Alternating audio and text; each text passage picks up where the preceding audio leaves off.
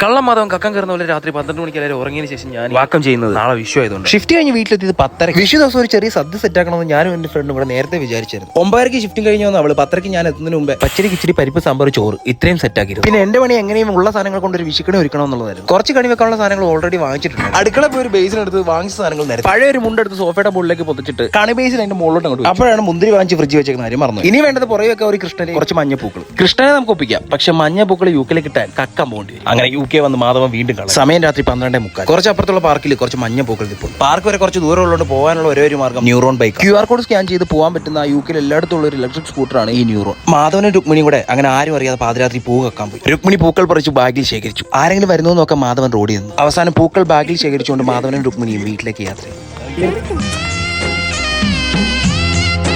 Neuron വെച്ചിട്ടുള്ള മാധവന്റെ വരവിനായി രുക്മിണി വാതുക്കൽ വിസിലടിച്ച് കാത്തുനിന്നു.